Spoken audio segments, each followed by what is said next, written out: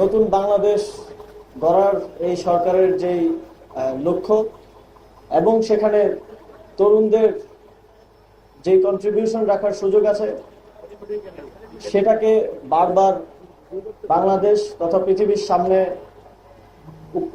উত্থাপন করতে চাচ্ছি। আপনারা জানেন জুলাই গণঅভ্যুত্থানে তরুণরাই এই গণঅভ্যুত্থানের চালিকা শক্তি ছিল এবং গণঅভ্যুত্থান পরবর্তী বাংলাদেশ বিনির্মাণে এখন পর্যন্ত সবচেয়ে বেশি অবদান রেখে যাচ্ছে তরুণরা।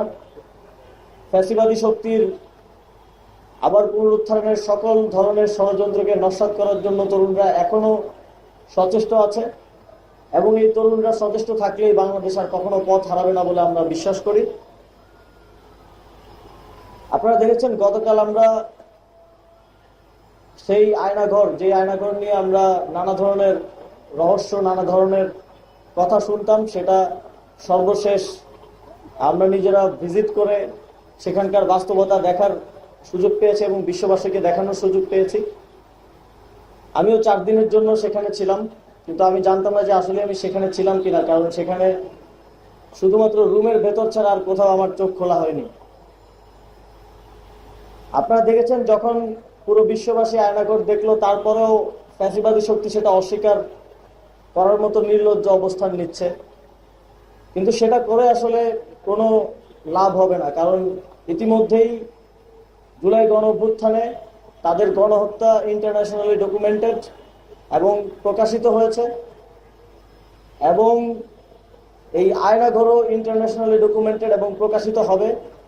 ফলে জাতীয় এবং আন্তর্জাতিকভাবে একটি ফ্যাসিবাদী গণহত্যাকারী শক্তি যারা গুম খুনের মাধ্যমে ক্ষমতায় টিকেছিল,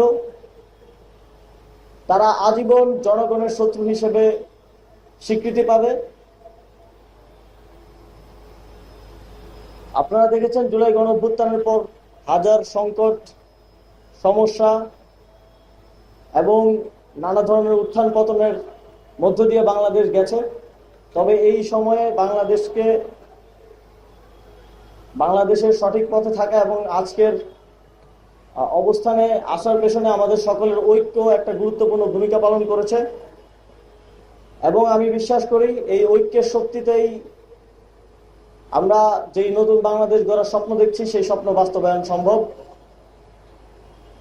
এবং এই মৃত্যুঞ্জয়ী তারুণ্য যারা জুলাই গণঅভ্যুত্থানে তাদের জীবন দেওয়ার প্রত্যয় নিয়ে রাজপথে নেমে এসেছিল, তারা নতুন বাংলাদেশ গড়ার প্রত্যয়ে এখন বিভিন্নভাবে কাজ করে যাচ্ছে, কন্ট্রিবিউশন করছে।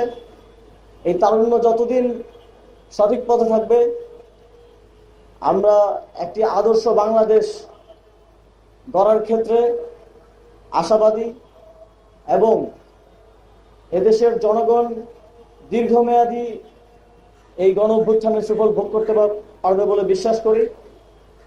সর্বোপরি তারুণ্যের উৎসবকে সফল করার জন্য, তারুণ্যের উৎসব ঢাকা বিশ্ববিদ্যালয়ের পর্বকে সফল করার জন্য আপনারা যারা অক্লান্ত পরিশ্রম করেছেন এবং করে যাচ্ছেন, সকলকে আবারও ধন্যবাদ জানিয়ে আমি আমার বক্তব্য শেষ করছি।